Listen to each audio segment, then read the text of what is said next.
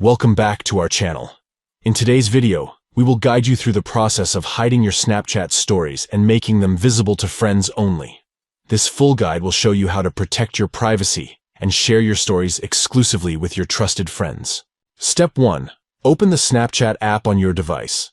Look for the yellow icon with a white ghost and tap on it to launch the app.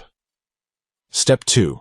Once the app is open, locate the profile icon in the top left corner of the screen. It usually appears as a small Bitmoji or a silhouette of a person. Tap on it to access your profile. Step 3. Next, in the top right corner of the screen, you'll find a gear icon. Tap on the gear icon to access the app's settings. Step 4. Within the settings menu, look for the option labeled View My Story and tap on it. You'll be presented with different visibility options for your story.